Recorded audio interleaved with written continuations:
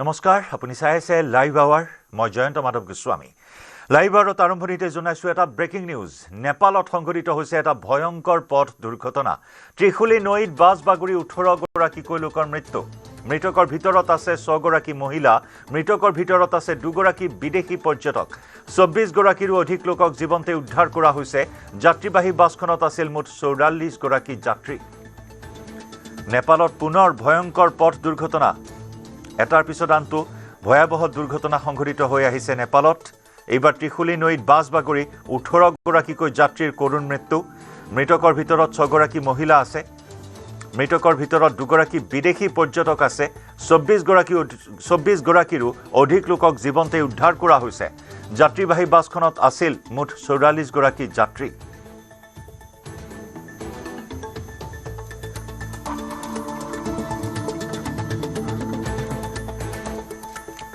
ত্ৰিশুলী নৈত ইয়াৰ পূৰ্বেও এনে বহু দুৰ্ঘটনা সংঘটিত হৈছে নেপালৰ বিধ্বস্ত বাট পথৰ বাবে ধাৰাবাহিক ৰূপত পথ দুৰ্ঘটনা সংঘটিত হৈ আহিছে আকৌ এবাৰ এই দুৰ্ঘটনাই জোকাৰিছে সমগ্ৰ দেশখন য'ত ত্ৰিশুলী নৈত এখন বাছ বাগৰি 18 গৰাকীকৈ যাত্ৰীয়ে কৰুণ মৃত্যু খাবতি লৈছে আন এক ট্ৰেজেডি আন এক নেপাল ট্ৰেজেডি মৃতকৰ ভিতৰত 6 গৰাকী মহিলা থকা বুলি জানিব পৰা হৈছে ইয়াৰে 2 গৰাকী বিদেশী পৰ্যটক 18 গৰাকী যাত্ৰীৰ ভিতৰত 2 গৰাকী বিদেশী পৰ্যটক বুলি জানিব পৰা হৈছে 24 গৰাকীকৰো অধিক লোকক জীৱন্তে উদ্ধাৰ কৰা হৈছে ইয়াৰেও কেইবাজনৰো অৱস্থা সংকটজনক ততাতৈয়াকৈ আহতসকলক উদ্ধাৰ কৰি হাস্পতালত ভৰ্তি কৰোৱা হৈছে অৱশ্যে এই বাছখন ক'ৰ পৰা কলৈ গৈ আছিল সেই সন্দৰ্ভত এতিয়াও জানিব পৰা হোৱা নাই কি পৰিস্থিতিত দুৰ্ঘটনাত পতিত হ'ল সেয়াও এই মুহূৰ্তত জানিব পৰা হোৱা নাই কিন্তু শেহতীয়াকৈ যিসমূহ দুৰ্ঘটনা নেপালত সংঘটিত হৈ আহিছে সেয়া বিধ্বস্ত বাট পথৰ বাবে পাহাৰীয়া বাট পথৰ বাবে এই দুৰ্ঘটনাসমূহ সংঘটিত হৈ আহিছে উল্লেখযোগ্য যে এই বাছখনত আছিল মুঠ 44 গৰাকী যাত্ৰী ইয়াৰে 18 গৰাকী যাত্ৰীয়ে ইতিমধ্যে থিতাতে প্ৰাণ হেৰুৱাইছে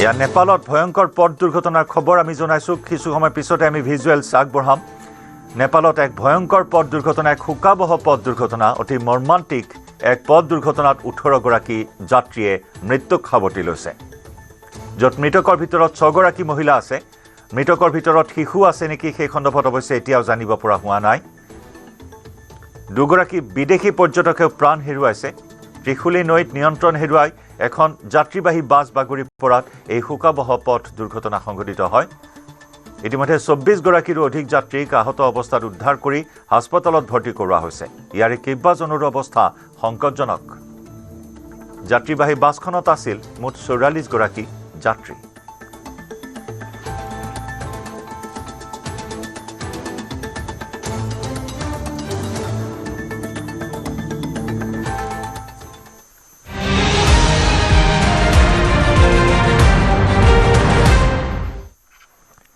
নিউজ 18 নেটৱৰ্কৰ এজেণ্ডা অসমত উপস্থিত থাকি ৰাহুল গান্ধীক পাগল আখ্যা মুখ্যমন্ত্ৰী হিমন্ত বিশ্ব শৰ্মাৰ ঠাণ্ডাত হাফ চাৰ্ট পিন্ধি কেনেকৈ থাকে বুলি মন্তব্য মুখ্যমন্ত্ৰীৰ ৰাহুল গান্ধী ভাৰসাম্যহীনতাত ভোগা আৰু অস্বাভাৱিক ব্যক্তি বুলি কয় মুখ্যমন্ত্ৰীয়ে But Gandhis are known for abnormal things. इसलिए उनका सिद्धांत कैसा है ना आप जाने ना मैं जानूं आपने बोला एबनॉर्मेलिटीज लेकिन शायद आपको वो बात इतनी नागुजार थी या नापसंद हुई कि जो भी सिचुएशन उस वक्त पैदा हुई कि उसके बाद आपने कई चीजें राहुल गांधी को बोली आपने बोला कि ये पागल हैं, तो सचमुच पागल है, ये मेंटली अनस्टेबल हैं।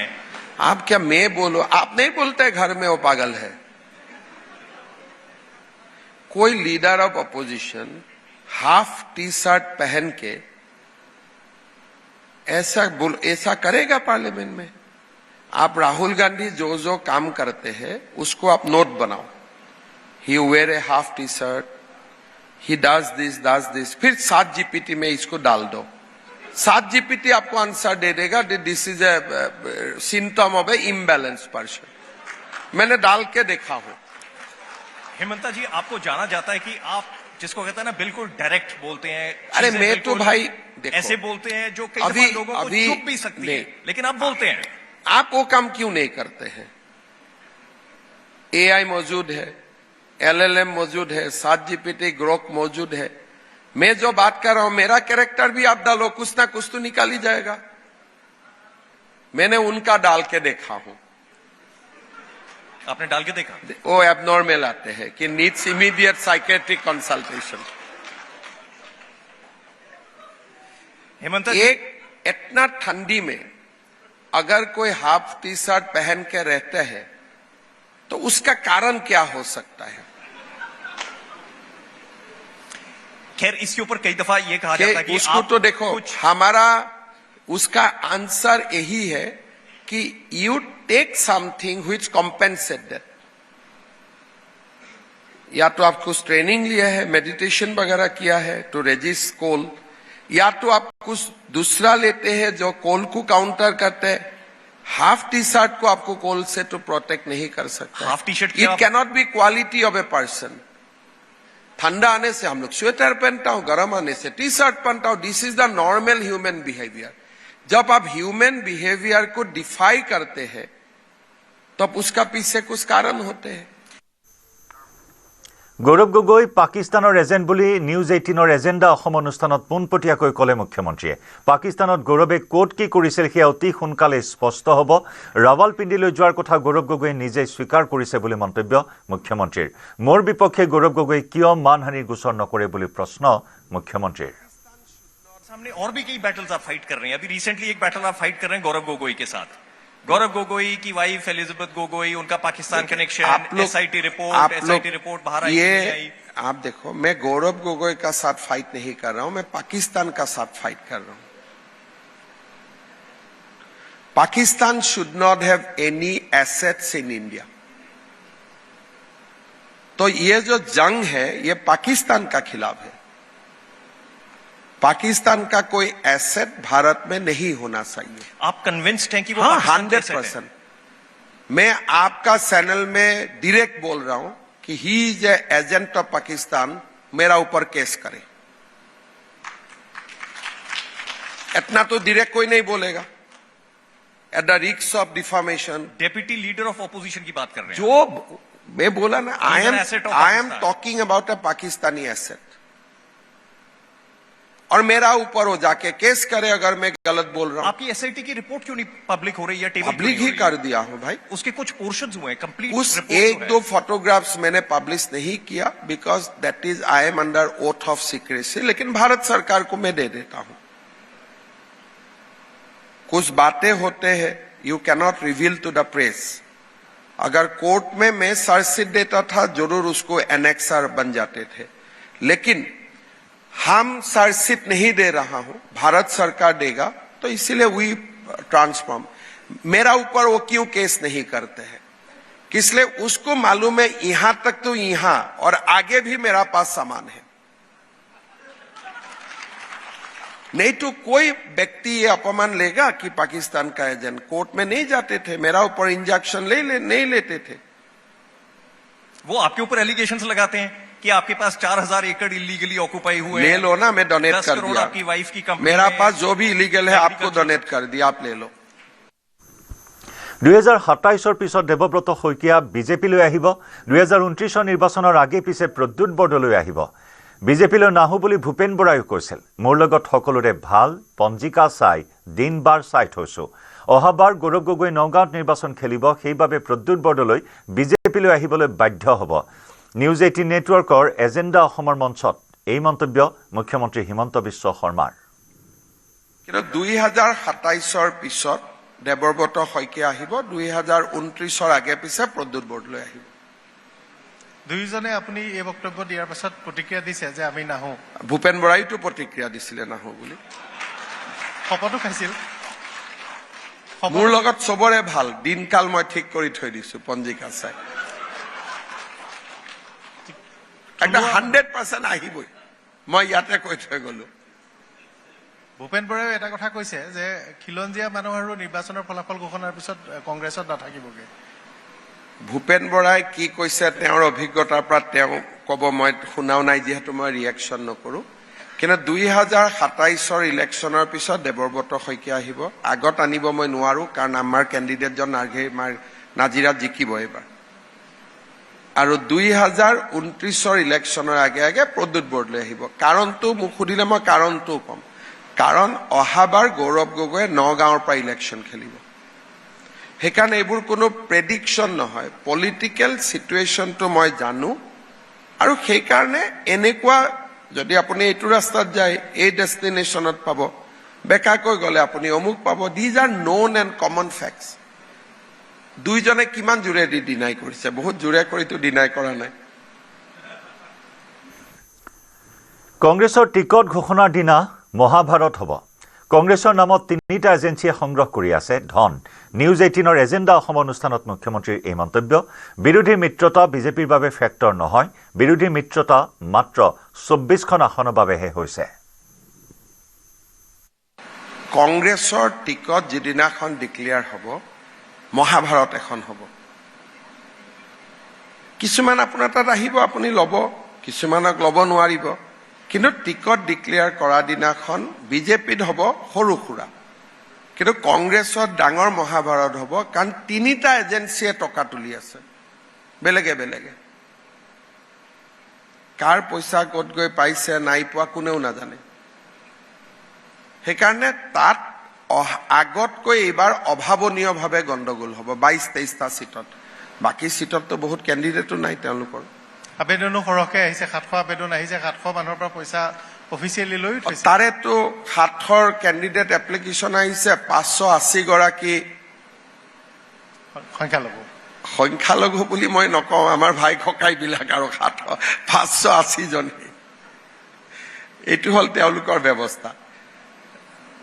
অসমীয়া মুছলমান মানুহৰ এপ্লিকেশ্যন 4খন-5খন, বাকী 580খনে বংগীয় মূলৰ মুছলিম মানুহৰ এপ্লিকেশ্যন।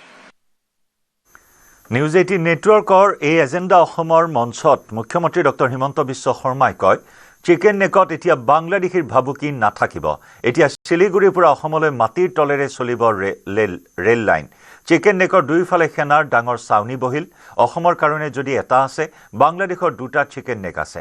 আমাৰ এটা কাটিলে আমি 2টা কাটি দিম। এজেণ্ডা অসমত থাকি উপস্থিত থাকি এই তাৎপৰ্যপূৰ্ণ মন্তব্য মুখ্যমন্ত্ৰীৰ। এই সময়ছোৱাত এতিয়া আটাইতকৈ ডাঙৰ প্ৰত্যাহ্বানটো হ'ব চিকেন নেকৰ কথা কেইবাবাৰ ওলাল। আজি গাডকাৰী ডাঙৰীয়াৰ সৈতেও কথা পাতিছিলোঁ। বিচ্ছিন্ন কৰাৰ ষড়যন্ত্ৰ চলি থাকে, চৰ্চা চলি থাকে। এতিয়া নোৱাৰে আৰু আমি মাটিৰ তলেদি ৰেল লাইন বনাই দিলো না এতিয়া চিকেন নেকত। এতিয়া আপোনালোকে বহুত আলোচনা কৰা নাই, এতিয়া শিলিগুৰিৰ পৰা অসমলৈ মাটিৰ তলেদি ৰেল হ'ব। ওপৰত চিকেন নেক কাটিলেও তলততো ৰেল চলিয়ে থাকিব। এতিয়া আমি প্ৰস্তাৱ দিছো মাটিৰ তলেদি ৰাস্তা এটাও হ'ব লাগে। 2টা 6 লেন তলত, 4 লেন তলত, ওপৰত 6 লেন, ওপৰত 4 লেন। আৰু কাটি ক'ত পাব? তেনেকুৱা কাটিবৰ কাৰণে কোঠাৰোতো নোলাব। সেইকাৰণে CA আন্দোলনে আমাক শিকালে। এই ডাইলগটো তেওঁলোকে নিদিলে আমি ৰেডি নহলোহেঁতেন, কিন্তু ডাইলগটো দিয়াৰ কাৰণে যে আমি কাটি দিম, সেইকাৰণে আমি তাৰ কাউণ্টাৰ মেজাৰ্ছ লৈ ললো। চিকেন নেকৰ দুইফালে এতিয়া আৰ্মিৰো ডাঙৰ চাউনি বহি গ'ল। আৰু এতিয়া ভাৰতেও জানে যে এইটো চিকেন নেক কাটিলে আমি সিটো চিকেন নেক কাটি দিম। অসমৰ কাৰণে যদি এটা চিকেন নেক আছে, বাংলাদেশৰ কাৰণে 2টা চিকেন নেক আছে। সেইটো কাটি দিলে 2খন বাংলাদেশ হৈ যাব। এই কথাবোৰ আগত আলোচনা নহৈছিল, ষ্ট্ৰেটেজিক কথাবোৰ। CA আন্দোলনৰ কাৰণে এই কথাবোৰ আলোচনা হ'ল আৰু ভাৰতীয় মানুহে সলিউশ্যনো আনিব জানে। সেইকাৰণে সলিউশ্যনবোৰো এতিয়া অহাৰ আৰম্ভ হৈছে। অহাবাৰ আমাৰ লক্ষ্য হ'ব ৩টাতকৈ অধিক সন্তান হ'লে চৰকাৰী আঁচনিও নাপাব, ৰেচন কাৰ্ডো নাপাব। বাল্য বিবাহ বন্ধ কৰিছোঁ, লগত নিযুত মইনা দিছোঁ। চৰ অঞ্চলৰ ছোৱালীবোৰে মোক দেখিলেই মামা মামা বুলি মাতে। অহাবাৰ আমাৰ লক্ষ্য হ'ব ৩টাতকৈ অধিক সন্তান হ'লে চৰকাৰী আঁচনিও নাপাব, ৰেচন কাৰ্ডো নাপাব। জনসংখ্যা নিয়ন্ত্ৰণ আন কেইবাটাও বিষয়ৰ কাৰণে আপুনি বাল্য বিবাহৰ বিৰুদ্ধে ব্যৱস্থা লোৱা, বহু বিবাহ বন্ধ কৰা কেইবাটাও ল'লে আৰু সন্তানৰ সংখ্যা নিয়ন্ত্ৰণ কৰা যে সীমা এটা। চক আমি কৈছিলোঁ যে ৩টাতকৈ বেছি বাচ্চা থাকিলে চৰকাৰী চাকৰি নাপায়। অহাবাৰ আমাৰ শ্লোগান হ'ব ৩টাতকৈ বেছি বাচ্চা থাকিলে আপুনি চৰকাৰী ঘৰো নাপাব, ৰেচন কাৰ্ডো নাপাব। আমি নেক্সট লেভেলত যাব খুজিছোঁ, কাৰণ পপুলেশ্যন ষ্টেবিলাইজ নকৰিলে আমাৰ ৰাজ্যখন নিয়ন্ত্ৰিত হৈ নাথাকে। বাল্য বিবাহ বন্ধ হোৱাৰ কাৰণে পপুলেশ্যন বহুত কমিব আৰু কোৱালিটি অফ লাইফ বাঢ়িব। আজি বহুতে ইনডাইৰেক্টলি বহুতে মোক কয় যে আপুনি যিখিনি কৰি আছেতো তেওঁলোকৰ ভালৰ কাৰণে কৰি আছে, কোনেও কৰিব পৰা নাছিলে। মই যে বহু বিবাহ বন্ধ কৰিছোঁ, দেখাত লাগে যে কাৰোবাক প্ৰতিশোধ লৈছোঁ নেকি, কিন্তু আপোনালোকে চিন্তা কৰক প্ৰথমজনী ঘৈণীয়েকে মোক কিমান দুৱা দি আছে। বাল্য বিবাহ বন্ধ কৰিছোঁ, লগত নিযুত মইনা দিছোঁ। সংখ্যালঘু অঞ্চলৰ ছোৱালীবিলাকে মোক দেখিলে মামা মামা বুলি পাগল হৈ যায়, কাৰণ তেওঁলোকৰ কাৰণে যে কোনোবা ইমান কাম কৰিব তেওঁলোকে কেতিয়াও ভবা নাছিল। সেইকাৰণে আমি যিখিনি কাম কৰি আছোঁ, দিজ আৰ ৰিয়েল ৱৰ্ক, যিবিলাক অসমত যদি 15 বছৰ আগতে কৰিলেহেঁতেন আমাৰ ৰাজ্যখন এইটো পজিশ্যনলৈকে কেতিয়াও নাহিলেহেঁতেন। নিউজ 18 নেটৱৰ্কৰ এজেণ্ডা অসমৰ মঞ্চত বিৰোধীৰ মিত্ৰতা সন্দৰ্ভত মুখ্যমন্ত্ৰী ডক্টৰ হিমন্ত বিশ্ব শৰ্মাই কয়, বিৰোধীৰ মিত্ৰতা হ'ল 24টা ছিটৰ, সেইকেইখন কাজিয়াত আমি সোমাই কি পাম, আমিতো তাত নাই। বিৰোধীৰ যি আছে কংগ্ৰেছ আছে, আমাৰ যুঁজ কংগ্ৰেছৰ লগতে হ'ব। জাতীয় পৰিষদ বা ৰাইজৰ দলৰ অস্তিত্ব নাই। অসমখন কংগ্ৰেছ আৰু বিজেপি দুই মেৰুত বিভক্ত হৈ গৈছে। আমাক যিয়ে বেয়া পায় তেওঁলোকেই কংগ্ৰেছক ভোট দিব। বিৰোধীৰ মিত্ৰতা হ'বগেনে? বিৰোধীৰ মিত্ৰতা আপোনাৰ হাতত খবৰ থাকে? মই ইমান খবৰ নাৰাখোঁ। কিহৰ কাৰণে মই আপোনাক চিৰিয়াছলি কৈছোঁ, তেওঁলোকৰ মিত্ৰতাটো হ'ল 24টা ছিটৰ। কিয় কাজিয়া লাগি আছে? দলগাঁও কোনে পাব, ঢিং কোনে পাব, জনিয়া কোনে পাব, গোৱালপাৰা পূব কোনে পাব, সেইখন কাজিয়াত আমি সোমাই কি পাম, কাৰণ আমিতো তাত নাই। কোনোবাই যদি এনেকুৱা চিট আলোচনা কৰে যে জাগিৰোডটো কোনে পাব, ডিব্ৰুগড়টো কোনে পাব, তেতিয়া আমাৰ ইণ্টাৰেষ্ট থাকিব। এতিয়া আলোচনা হৈছে ঢিং কোনে পাব, বিজেপিয়ে কণ্টেষ্ট কৰিলে তাত 100টা ভোট পাব। গতিকে আমাৰ কি তাত ইণ্টাৰেষ্ট থাকিব পাৰে? সেইকাৰণে বিৰোধীৰ মিত্ৰতাৰ ইছ্যুটো আমাৰ ইছ্যু নহয়, সেইটো তেওঁলোকৰ ইছ্যু। নিৰ্বাচন কেন্দ্ৰিক তথাপিও যি বিষয়টো আহিছে, এজন প্ৰাৰ্থী দিলে সমগ্ৰ বিৰোধীয়ে এতিয়াও ক'ৰবাত প্ৰত্যাহ্বান সৃষ্টি কৰিব বুলি। বাকী জেগাততো যি আছে কংগ্ৰেছ আছে, বাকী জেগাততো আৰু কোনো বিৰোধী নাই। মই নকওঁ কংগ্ৰেছ নাই বুলি, মানুহ বহুত কংগ্ৰেছত আছে আজিৰ দিনতো, কিন্তু তাত আৰু জাতীয় পৰিষদৰ ৰাইজৰ দল নাই নহয়। গতিকে যি আছে কংগ্ৰেছে আছে। গতিকে আমাৰ কংগ্ৰেছৰ লগত এনেও ফাইট হ'ব, তেনেও ফাইট হ'ব। গতিকে তেওঁলোকে অখিল গগৈক লৈ আহিলে, লুৰিণ গগৈক লৈ আহিলে, মনোৰঞ্জন তালুকদাৰক লৈ আহিলে, তাৰ পৰা কি সিদ্ধান্ত হ'ব? কিন্তু তাৰ মানে এইটো নহয় যে কংগ্ৰেছ নাই। আমি চিৰিয়াছলি ইলেকশ্যন খেলিব লাগিব, কাৰণ 2 বছৰ 2টা বাৰ গভৰ্ণমেণ্ট হৈছে, থাৰ্ড টাইমত এণ্টি ইনকামবেঞ্চি থাকিব, পোৱা নোপোৱাৰ মানুহে হিচাপ ল'ব, আৰু আমাক বেয়া পোৱা মানুহে কংগ্ৰেছখিনিক ভোট দিব।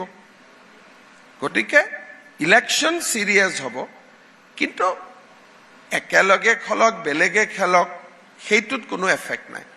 অসমখন পুৰা পলাৰাইজ ষ্টেট হয় বিটুইন কংগ্ৰেছ এণ্ড বিজেপি। ইয়াতে বৰ্তমান থাৰ্ড পাৰ্টিৰ কোনো ইয়াতে স্কোপ নাই। এডভান্টেজ অসমৰ সময়ত নীতিন গাডকাৰীয়ে 80,000 কোটিৰ প্ৰকল্পৰ কথা ঘোষণা কৰিছিল। 3টা ডাঙৰ প্ৰকল্প আমাক লাগে। শ্ৰীৰামপুৰৰ পৰা গুৱাহাটী 3 ঘণ্টাত আহিব পাব লাগে। এটা এক্সপ্ৰেছ হাইৱে হ'ব লাগে। গুৱাহাটীৰ পৰা ডিব্ৰুগড় তিনিচুকীয়ালৈ এক্সপ্ৰেছ হাইৱে লাগে। শিলচৰৰ পৰা গুৱাহাটীলৈ এটা এক্সপ্ৰেছ হাইৱে লাগে। 14 তাৰিখে প্ৰধানমন্ত্ৰীয়ে শিলচৰ গুৱাহাটী হাইৱেৰ 22,000 কোটি টকাৰ প্ৰকল্পৰ আধাৰশিলা স্থাপন কৰিব। অহা 5 বছৰত বাকি দুটা প্ৰকল্প হ'ব বুলি আশা কৰিছো। এজেণ্ডা অসমত অংশ লৈ এই মন্তব্য মুখ্যমন্ত্ৰী হিমন্ত বিশ্ব শৰ্মাৰ। তিনিটা ডাঙৰ প্ৰকল্প আমাক লাগে। এটা হ'ল শ্ৰীৰামপুৰৰ পৰা গুৱাহাটী 3 ঘণ্টাত আহি পাব লাগে। তাৰ মানে আমাক এটা এক্সপ্ৰেছ হাইৱে লাগে, য'ৰ পৰা নলবাৰীত নাযাব, বৰপেটাত নাযাব, শ্ৰীৰামপুৰত উঠিব, পোনে পোনে গুৱাহাটী পাব, এক্সেছ কণ্ট্ৰল। তাৰ পিছত আমাক গুৱাহাটীৰ পৰা ডিব্ৰুগড় তিনিচুকীয়ালৈকে এটা হাইৱে লাগে, যে 4 to 5 আৱাৰ্ছত গৈ আপুনি পাব লাগে। থাৰ্ড, শিলচৰৰ পৰা আপোনাৰ গুৱাহাটীলৈকে এটা হাইৱে লাগে, 4.5 আৱাৰ্ছত পাব লাগে। তিনিটা মোৰ ডাঙৰ এটা মোৰ ভিছনৰ তিনিটা পাৰ্ট। 14 তাৰিখে প্ৰধানমন্ত্ৰী ডাঙৰীয়াই শিলচৰ আৰু গুৱাহাটী 22,000 কোটি টকাৰ ইনগ্ৰেট কৰিব।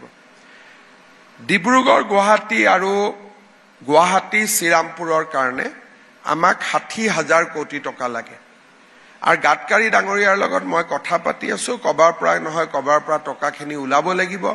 অহা 5 বছৰত এই দুটা সপোনো আমি বাস্তৱত ৰূপায়ণ কৰিব লাগিব।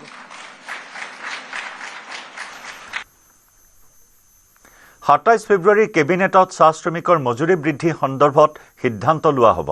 কেবিনেটৰ পিছতে চাহ শ্ৰমিকৰ মজুৰি বৃদ্ধি ঘোষণা কৰা হ'ব। আনহাতে 14 মাৰ্চত প্ৰধানমন্ত্ৰী মোদীৰ হাতেৰে চাহ শ্ৰমিকক মাটিৰ প্ৰথমখন পট্টা দিব বিচাৰিছো। নিউজ 18 নেটৱৰ্কৰ এজেণ্ডা অসমৰ মঞ্চত এই মন্তব্য মুখ্যমন্ত্ৰীৰ। মজুৰিৰ লগত প্ৰধানমন্ত্ৰীৰ সম্পৰ্ক নাই। আমি 1 বা 26 তাৰিখে আমাৰ কেবিনেট আছে, তাৰ পিছতে আমি ঘোষণা কৰিম। প্ৰধানমন্ত্ৰীৰ লগততো কোনো কথা নাই। 26 তাৰিখে আমাৰ কেবিনেট আছে। 27 তাৰিখে মই ACMSৰ নেতাসকলক মাতিম, BCMSৰ নেতাসকলক মাতিম। 27 তাৰিখে গধূলি আমি মজুৰি যি দৰমহা বঢ়াওঁ, 27 তাৰিখে গধূলি আমি এনাউন্স কৰি দিম। কাৰণ 28 তাৰিখৰ পৰা আমাৰ বিজেপিৰ যাত্ৰা ওলাব। আমি গুৱাহাটীত থাকিব, কম সময় পাম। সেইকাৰণে ইয়াৰ লগত প্ৰধানমন্ত্ৰী ডাঙৰীয়াৰতো কোনো ভিজিটৰ সম্পৰ্ক নাই। কিন্তু বাগিচাৰ মাটিৰ পট্টা, প্ৰথমখন পট্টা প্ৰধানমন্ত্ৰী ডাঙৰীয়াৰ হাতেদি হওক, সেইটো প্ৰগ্ৰেমত ডেফিনেটলি আমি প্ৰধানমন্ত্ৰী ডাঙৰীয়াক আমন্ত্ৰণ জনাইছো। আৰু পৰ্যায়ক্ৰমে বাগিচাৰ সকলো শ্ৰমিককে আমি সুপ্ৰিম কোৰ্টতো আমাৰ ভাল হ'ল কেছ, হাইকোৰ্টতো ভাল হ'ল। গতিকে now we are all set. মৰাণৰ ৰাজপথত প্ৰতি 2 বছৰৰ মূৰে মূৰে অনুষ্ঠিত হ'ব এয়াৰ শ্ব'। মৰাণত বিমান নমাৰ পিছত সকলোৱে এতিয়া পাইলট হ'ব বিচাৰিছে। নিউজ 18 নেটৱৰ্কৰ এজেণ্ডা অসমত মুখ্যমন্ত্ৰী হিমন্ত বিশ্ব শৰ্মাৰ ঘোষণা। অহা 5 বছৰত অসম বহুত আগবাঢ়ি যাব বুলি ক'লে মুখ্যমন্ত্ৰীয়ে।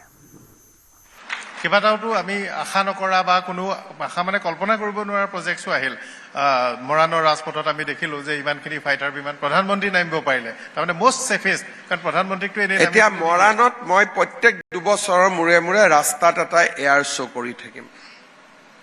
এভৰি 2 ইয়াৰ্ছ মই ইণ্ডিয়ান এয়াৰফৰ্চক কৈছো যে আপোনালোকে এভৰি 2 ইয়াৰ্ছত ৰাস্তাৰ ওপৰতে এটা এয়াৰ শ্ব' কৰিব।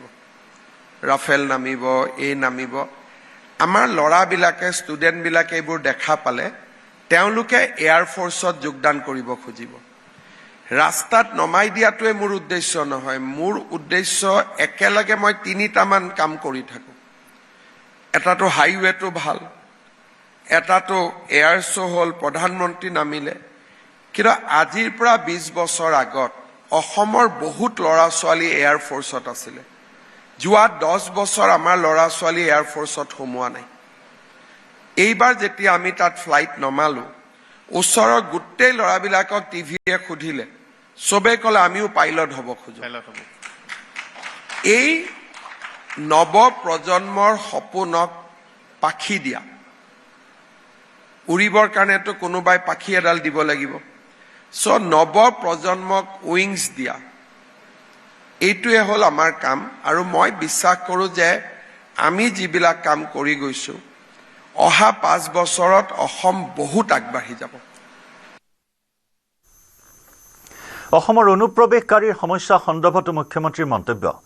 পুনৰ অসমত বাংলাদেশী সোমাব নোৱাৰা ব্যৱস্থা হৈ যাব অসমত এতিয়াও বাস কৰি আছে লাখ লাখ বাংলাদেশী অসমৰ খালী মাটিসমূহ দখল কৰে অনুপ্ৰৱেশকাৰীয়ে এতিয়াও 15 লাখ একৰ মাটি সন্দেহযুক্ত লোকৰ দখলত নিউজ 18 নেটৱৰ্কৰ एजेंडा असमत এই মন্তব্য मुख्यमंत्री असम का अंदर जो बांग्लादेशी घुसपैठिया आए और ना आए उसको तो मैं व्यवस्था कर सकता हूं लेकिन जो लाखों लोग घुस गया है हाउ मैं उसको कैसे पुश करूंगा बैक टू बांग्लादेश हमारे जो जमीन है असमीज लोग बहुत ज्यादा नहीं थे जमीन खाली पड़े थे तो जंगल से लेकर ट्राइबल बेल्ट एंड ब्लॉक में ये लोग घुस गया और आज अगर मैं असम के लैंड अंडर एनक्रोच में आपको बताऊं इट इज ऑलमोस्ट 15 लाख एकड़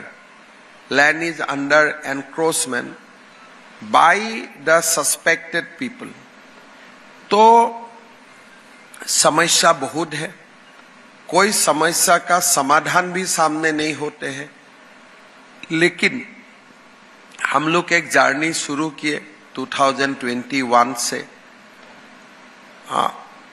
कुछ काम हुए कुछ नहीं हुए लेकिन आज लोग एक बेहतर असम का सपना देख सकता है कुछ तो फाउंडेशन बने लेकिन चुनौती खत्म नहीं हुए जी बिल्कुल आगे जाके हम फिर चुनौतियों का सामना करते रहना पड़ेगा और टिल ए टाइम ये एक ऐसा आपको बहुत ज्यादा स्मूथ राइड है वो नहीं है आपको सुबह शाम आपको एक ऐसा माहौल में रहना पड़ेगा कि यू कीप ऑन फाइटिंग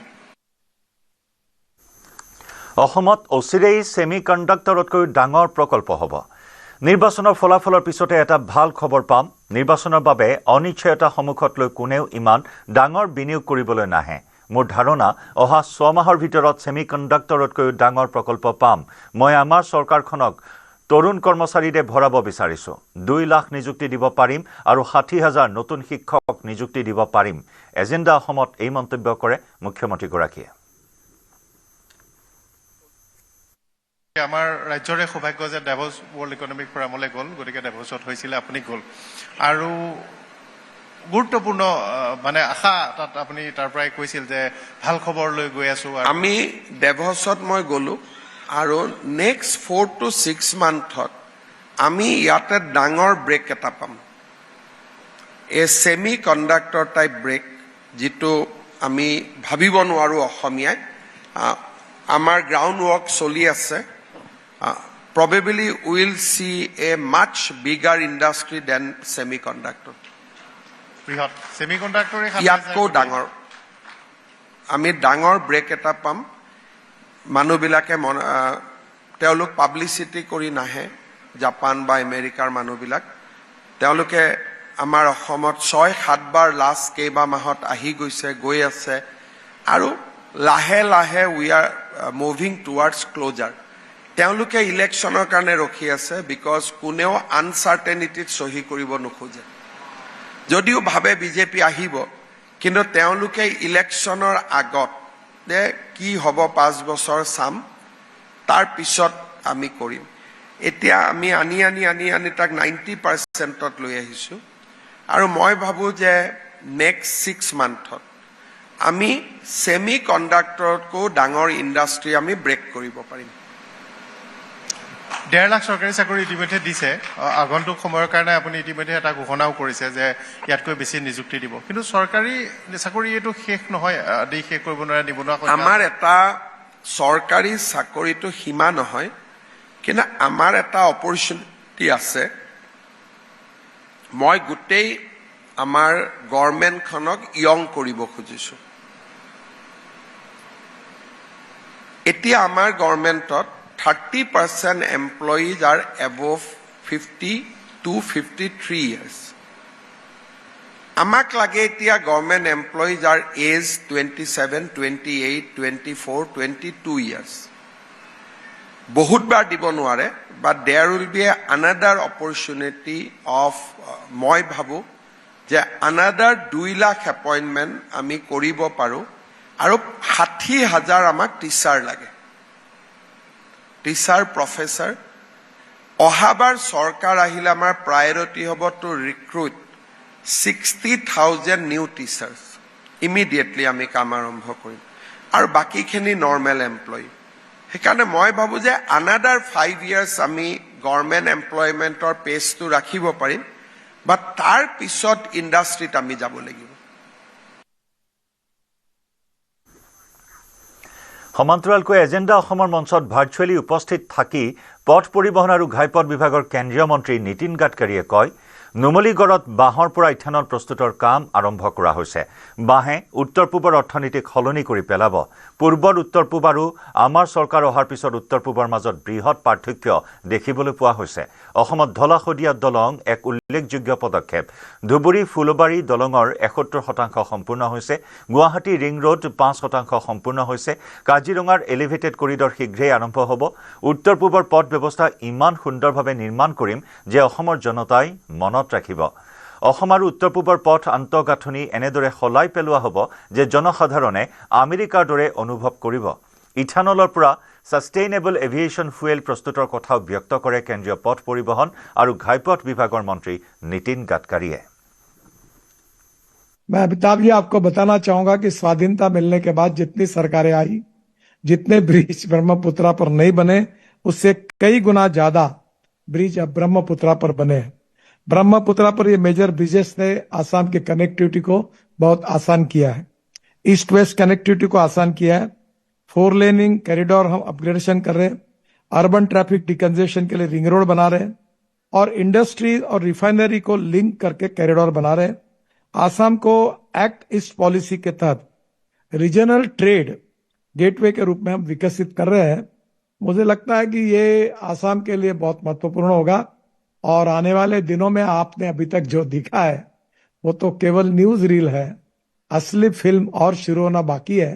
पूरे नॉर्थ ईस्ट और आसाम की तस्वीर बदल जाएगी, ये विश्वास मैं आपके द्वारा आसाम की जनता को देना चाहता हूं और माजुली ब्रिज को हम जल्दी ही 1 साल के अंदर में पूरा करने की कोशिश करेंगे।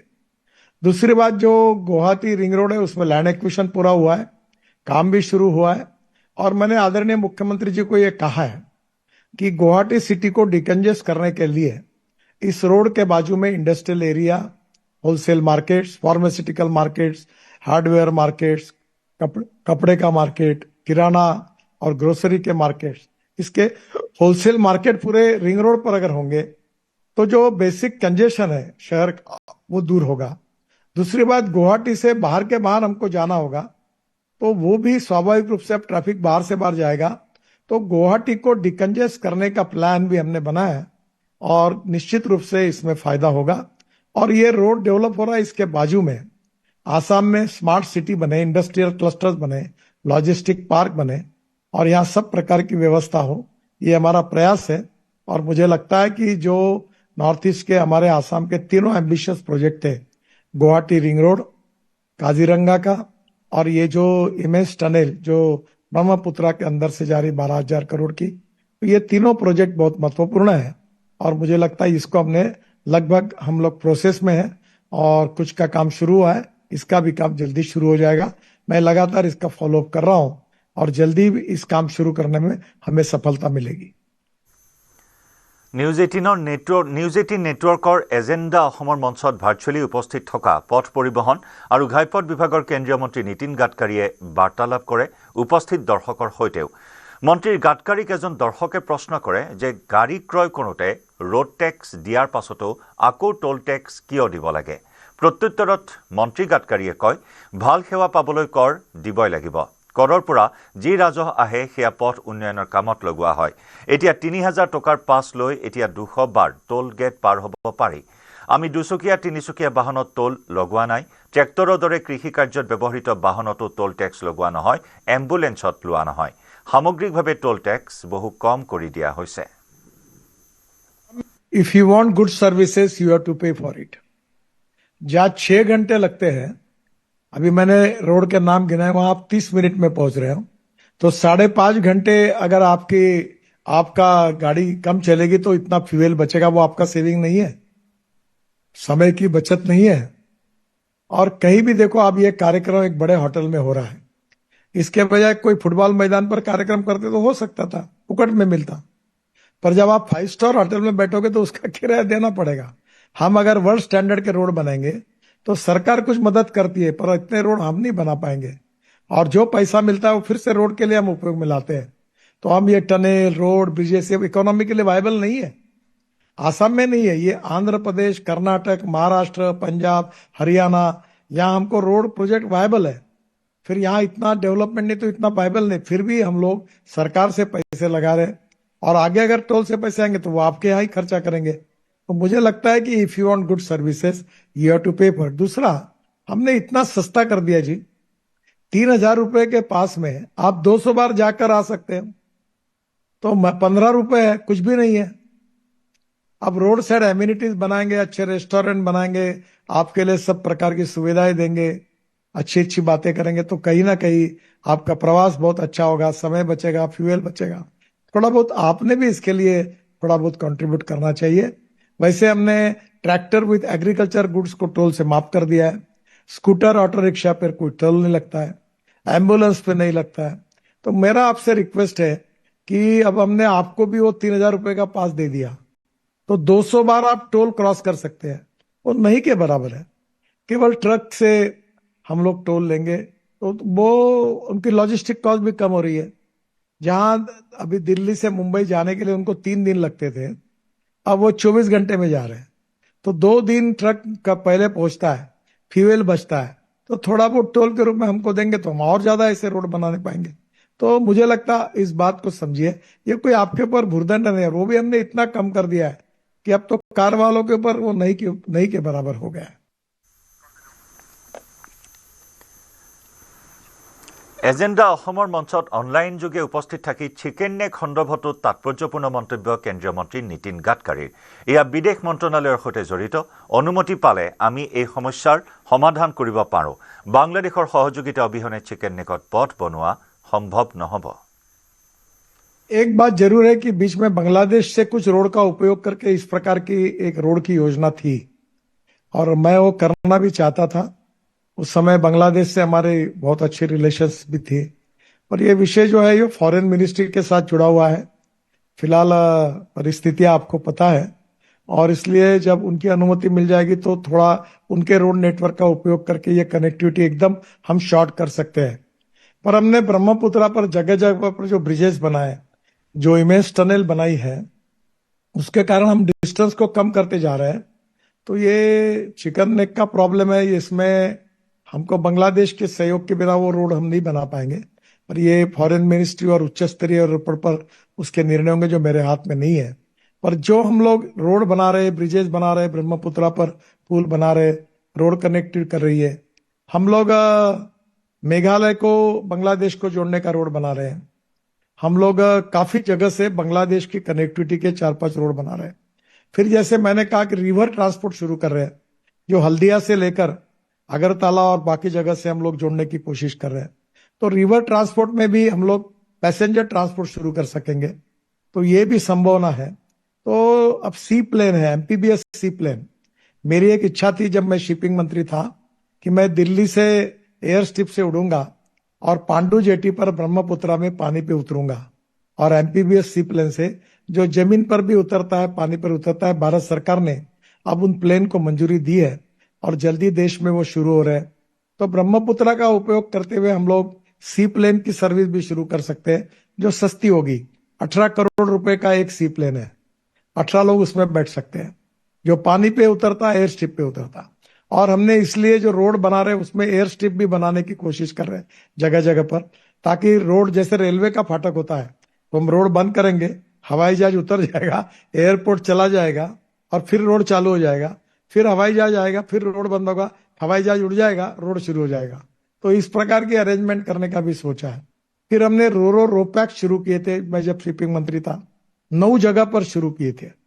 और मुझे उस समय के आसाम के जो शिपिंग मंत्री थे वो मेरे अच्छे मित्र थे, वो शायद अभी उनके पास है कि नहीं मुझे मालूम नहीं, तो न पटवारी। तो काफी जगह में वो मांगते थे, उतना मैंने उनको रो पैक्स भारत सरकार से दिए थे। तो काफी जगह शुरू हुआ था। तो मुझे लगता है कि अलग अलग प्रकार के इसका उपयोग करते हुए आपकी बात जो महत्वपूर्ण है उसको जोड़ने की कोशिश हम करेंगे। बाकी जहां इंटरनेशनल इश्यूज है उसमें फॉरेन मिनिस्ट्री और उच्च पदस्थ लोगों के लेवल पर कुछ देशों के बीच में अंडरस्टैंडिंग बना के वो करना होगा, वो मेरे हाथ में नहीं है, पर जब कभी होगा तो मैं कोशिश करूंगा। এজেণ্ডা অসমৰ এই অনুষ্ঠানত উপস্থিত থাকি নীতিন গাডকাৰীয়ে কয় যে অসমৰ সৈতে তেওঁৰ বিশেষ সম্পৰ্ক আছে। অসুস্থতাৰ বাবে প্ৰত্যক্ষ ৰূপত অনুষ্ঠানত উপস্থিত থাকিব নোৱাৰাৰ বাবেও তেওঁ দুখ প্ৰকাশ কৰে। অসমলৈ আহিলে নিউজ 18 অসম নৰ্থ ইষ্টৰ কাৰ্যালয়ত উপস্থিত হ'ব মন্ত্ৰীগৰাকী। বিভাগৰ কৰ্মসূচীৰ বিষয়ে নিউজ 18 অসম নৰ্থ ইষ্টত আছুতীয়াকৈ সাক্ষাৎকাৰ দিব বুলি জনায় কেন্দ্ৰীয় মন্ত্ৰীগৰাকীয়ে। आपने वादा किया है कि आप हमारे प्रोग्राम में नहीं आ पाए तो आएंगे जरूर, तो हम लोग उम्मीद करेंगे कि आसाम के ऑफिस जरूर आए। मैं जरूर आऊंगा, आपके ऑफिस में आऊंगा। मैं आज उपस्थित प्रत्यक्ष रूप से नहीं रह सका। मैं आपकी और आसाम की जनता की क्षमा मांगता हूं, क्योंकि मेरे पैर को एक जख्म हुई है जिसका ऑपरेशन हुआ, जिसके कारण मैं चल नहीं चलता, इसलिए मैं नहीं आ पाया। पर मेरा आसाम से एक भावनात्मक नाता है। मैं जब विद्यार्थी परिषद का कार्यकर्ता था तो पद्मनाभ आचार्य जो नागालैंड के गवर्नर थे, उस समय विद्यार्थी परिषद के प्रमुख थे, उनने मेरा घर भारत देश यह एक प्रोजेक्ट किया था शुरू, जिसमें अनेक आसाम से, अरुणाचल से आज जो मंत्री बने वो उस समय अनेक देश में अनेक जगह पर रहने के लिए मेरा घर भारत देश वो प्रोजेक्ट था सेल करके, उसमें मैं काम कर रहा था। तब आसाम के लोगों को, नॉर्थ ईस्ट के लोगों के मन में यह भावना थी कि ये इंडिया को हमारा अपना बोलने के बजाय संकोच करते थे। उनको लगता था कि हमारे साथ न्याय नहीं हो रहा, अन्याय होता है, हमारे तरफ ध्यान नहीं दिया जाता, हमारे यहाँ रेलवे नहीं, हमारे यहाँ रोड नहीं, हमारे एयरपोर्ट नहीं, हमारे यहाँ इंडस्ट्री नहीं, ये भाव था। और इसलिए मैं संवेदनात्मक रूप से आसाम और नॉर्थ ईस्ट से जुड़ा हूं। मेरा घर भारत देश इस प्रकल्प में मैंने काम किया है। मैं आसाम की जनता को भारत की जनता के रूप में स्वीकार करता हूं। हम सब एक है, हम एक परिवार है और आसाम के सुख दुख के साथ हमारा संबंध है। और राष्ट्रवादी विचारों के आधार पर नॉर्थ ईस्ट और आसाम का विकास करना ये हमारे लिए सबसे बड़ी प्राथमिकता है। और भारतीय जनता पार्टी के कार्यकर्ता के रूप में ये मेरा परम भाग्य है कि मैं आसाम और नॉर्थ ईस्ट की रोड इंफ्रास्ट्रक्चर की तस्वीर ऐसी बदल दूंगा कि आपको अमेरिका जैसा याद आएगा। इतना विश्वास आपको देता हूं। ये मेरी आसाम की जनता के साथ, नॉर्थ ईस्ट जनता के साथ कमिटमेंट है। और निश्चित रूप से एक 15-20 दिन में मैं आसाम में आऊंगा, रिव्यू लूंगा। और उस समय अमिताभ जी, मैं इस बार नहीं आ पाया, इसलिए आपकी क्षमा मैंने मांगी है। मैं निश्चित रूप से आपके ऑफिस में भी आऊंगा और आपके ऑफिस में मेरे काम के बारे में स्पेशल इंटरव्यू फिर से दूंगा और ये भरपाई जरूर करके दूंगा। मैडम योर নিউজ 18 নেটৱৰ্কৰ এজেণ্ডা অসম শীৰ্ষক অনুষ্ঠানত পথ পৰিবহণ মন্ত্ৰী নীতিন গাডকাৰীৰ এজন দৰ্শকৰ প্ৰশ্ন, গুৱাহাটীৰ বাহিৰেৰে ৰেলপথ নিব পাৰি নেকি? ৰেল মন্ত্ৰণালয়ৰ সৈতে এই বিষয়ে আলোচনা কৰা হ'ব বুলি আশ্বাস প্ৰদান কৰে কেন্দ্ৰীয় মন্ত্ৰীগৰাকীয়ে। Madam, your question is very important, but unfortunately, I am not railway minister. But you give me the details and take it this matter to railway minister, and 100% by making study and research of that particular problem, he will try to find out some way out and give it one copy to me. I will take it that copy to Honorable Railway Minister and I will give it him. অসমত truck বাছত ইন্ধন ৰূপে methanol ব্যৱহাৰ কৰাৰ পৰামৰ্শ নীতিন গাডকাৰীৰ। কাৰণ ডিজেলৰ তুলনাত বহু পৰিমাণে দাম কম মিথানলৰ। প্ৰতি লিটাৰ মিথানলৰ দাম মাত্ৰ 24 টকা, ডিজেলৰ দাম 110 টকাকৈ। ইলেক্ট্ৰিক বাহন ব্যৱহাৰৰ ফলতো প্ৰদূষণ হ্ৰাস পাব। নুমলীগড়ত বাঁহৰ পৰা ইথানল প্ৰস্তুতৰ কাম আৰম্ভ হৈছে। বাঁহৰ পৰা কাপোৰ প্ৰস্তুত হয়, আচাৰ প্ৰস্তুত হয়, বাঁহৰ পৰা আচবাব প্ৰস্তুত হয়, অলংকাৰো প্ৰস্তুত হয়। বাঁহে উত্তৰ পূবৰ অৰ্থনীতি সলনি কৰি দিব পাৰে। বিজেপি চৰকাৰ অহাৰ পাছত অসমৰ বহু পৰিৱৰ্তন হৈছে। मैंने आसाम के मुख्यमंत्री को अनुरोध किया है कि पूरे आसाम और नॉर्थ ईस्ट में ट्रक और बसेस के लिए फ्यूएल करके आप मिथेनॉल का यूज करो, क्योंकि मिथेनॉल का रेट 26 रुपए लीटर है और डीजल का रेट 110 रुपए लीटर है। और इसलिए अशोक लेलैंड ने बनाया, बाकी लोग भी बनाएंगे, तो ट्रक और बसेस चलेगी तो टिकट रेट भी कम हो जाएंगे। एक तरफ electric, ethanol, methanol, biodiesel, LNG, CNG और अब ग्रीन हाइड्रोजन की तरफ हम जा रहे हैं। तो मुझे लगता है कि हमारी टू व्हीलर अब सबसे ज्यादा 30-40% राइज हो गया, एकदम इलेक्ट्रिक पर आ रही है। हमारी कार इलेक्ट्रिक पर आ रही है। हमारी एग्रीकल्चर इक्विपमेंट ट्रैक्टर अब हमारा फ्लेक्स इंजन पे इथेनॉल पर आ रहा है, इलेक्ट्रिक पर आ रहा है। और ट्रक बसेस, हमारी बसेस तो पूरी इलेक्ट्रिक पर आ रही है। तो इस प्रकार से जो ट्रांसफॉर्मेशन हुआ है उसके कारण हमारा प्रदूषण कम होगा। और हमारी पॉलिसी है कि import substitute, cost effective, pollution free और इंडिजिनस, और नॉर्थ ईस्ट और आसाम को इसका बहुत बड़ा फायदा होगा। और अमिताभ जी, मुझे बताते हुए खुशी हो रही है, वो भी मेरा एक ड्रीम प्रोजेक्ट है कि नुमालीगढ़ में हमने बांबू से इथेनॉल बनाने का प्रोजेक्ट शुरू किया है। हाँ, उसकी जरा कॉस्ट ज्यादा, पहला प्रोजेक्ट था, पर यह सक्सेसफुली अब इंप्लीमेंट हो रहा है। और अब बांबू से भी इथेनॉल बनेगा। बांबू से कपड़ा बनता है, बांबू से अचार बनता है। कल मैंने बांबू से बनाई हुई बिरयानी खाई। कल बांबू से, आसाम की एक महिला है, कल उन्होंने ऑर्नामेंट्स तैयार किए, जैसे डायमंड के होते हैं ना, सिल्वर और गोल्ड के, वैसे बांबू के ऑर्नामेंट्स उन्होंने नागपुर में उस कॉन्फ्रेंस में एक मुझे भेंट दिया। बहुत सुंदर बनाती है, एक आईएएस ऑफिसर की पत्नी है, उन्होंने बहुत अच्छा काम किया है।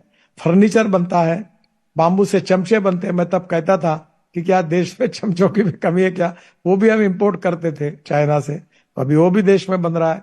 ब्रश बन रहा है। तो बांबू ये नॉर्थ ईस्ट की इकोनॉमी को बदल देगा। और उसके साथ जो मिथेनॉल है, ये ट्रांसपोर्ट सेक्टर को सस्ता करेगा। और रोड अच्छे बने, ब्रिज अच्छे बने, उससे कनेक्टिविटी बेहतर होगी, इंडस्ट्री आएगी, कैपिटल इन्वेस्टमेंट आएगी। अब जैसे सेमीकंडक्टर का बहुत बड़ा प्रोजेक्ट वहां शुरू हुआ है, अब आने वाले समय में इन सब से रोजगार निर्माण होगा। अच्छी अच्छी यूनिवर्सिटीज आसाम में आई है, गुवाहाटी में आईआईटी आई है। और इस प्रकार से शिक्षा क्षेत्र हो, स्वास्थ्य क्षेत्र हो, रोड इंफ्रास्ट्रक्चर हो, इंडस्ट्रियल डेवलपमेंट हो, एग्रीकल्चर हो, वाटरवेज हो, हाईवेज हो, सब में जिस प्रकार से बदल हुआ है, तो आप महसूस करोगे कि हमारी सरकार आने के पहले नॉर्थ ईस्ट और हमारी सरकार आने के बाद जो नॉर्थ ईस्ट है उसमें बहुत बड़ा बदल हुआ है। और मैं गुवाहाटी में आकर अभी आज आपके कॉन्फ्रेंस के समय ही रिव्यू मीटिंग करने वाला था नॉर्थ ईस्ट की, पर मेरी प्रकृति की थोड़ी प्रॉब्लम आने के कारण मैं नहीं आ पाया। पर मैं 15 दिन में ही नॉर्थ ईस्ट में आकर सब स्टेट का रिव्यू करूंगा और निश्चित रूप से वहां के काम को और गति दूंगा। और करीब 4 से 5 लाख करोड़ के नए काम आने वाले 2-3 साल के लिए फिर नॉर्थ ईस्ट के लिए हम मंजूर करेंगे और नॉर्थ ईस्ट की तस्वीर को हम बदल देंगे, ये मैं आपको विश्वास देना चाहता हूं। 15 বছৰ শাসনত থকাৰ পাছত কংগ্ৰেছৰ নেতৃত্ব সলনি হোৱাৰ প্ৰয়োজন আছিল। তেতিয়া 58 জন বিধায়কে মোক সমৰ্থন কৰিছিল। তৰুণ গগৈৰ পক্ষত আছিল মুঠেই 13 গৰাকী বিধায়ক। তাৰ পিছতো হাইকমাণ্ডে নেতৃত্ব সলনি নকৰিলে। মুখ্যমন্ত্ৰীৰ পদত মোৰ সলনি আন এজন নেতাক বহুৱালেও আপত্তি নাছিল। তেনে কৰিলে অসম কংগ্ৰেছৰ চেহেৰা সলনি হৈ গ'লহেঁতেন। 2013-14 के वक्त में जब बात ही हो रही थी कि शायद आप मुख्यमंत्री बनेंगे असम के, तरुण गोगोई थे वहां पर, गौरव गोगोई उनके बेटे थे। एकदम गौरव गोगोई की एंट्री होती है, ऐसा लगता है कि गौरव गोगोई को प्रेफर किया जा रहा है। एकदम आपको लगता है कि शायद मेरे रास्ते सारे ब्लॉक हो गए, अब मैं मुख्यमंत्री नहीं बन पाऊंगा। वो क्या वाकया था जब ये सब कुछ होना था? क्योंकि उसी चीज को लेकर अभी हम एक और सवाल उसके बारे में पूछेंगे, लेकिन वो क्या वाकया था? देखिए, क्या हुआ उस वक्त? कांग्रेस से मेरा बहुत बड़ा कोई इशू नहीं थे। एक समय हम लोग को लग गया था कि Congress can not win the election with the same leadership, और ये मेरा मत नहीं था, it was the collective opinion of all the MLA कि 15 साल का बाद आपको कुछ चेंज चाहिए। अगर आज बीजेपी में मैं 15 साल सीएम बनते रहूं तो जरूर मेरा पार्टी का भी ये एक रिव्यू लेने का समय होते हैं कि क्या एक व्यक्ति 15 इयर्स तक भी सीएम रहेगा। किसलिए आपका जनरेशन में गैप हो जाते हैं। If your voting age is 18 years और आपका चीफ मिनिस्टर बन गया who is about to be 90, तो गैप बिकम टू मच। हम लोगों ने बोला था कि ठीक है, 15 इयर्स आपका हो चुका है, नाउ कांग्रेस का अंदर एक लीडरशिप चेंज होना चाहिए, not outside Congress, within the Congress. शायद वो होते थे, आज अलग होते थे, तो that was our request. Then party ने ऑब्जर्वर भेजे, they create, we have not said कि आप वोटिंग करो, वही लोगों ने वोटिंग करवाया।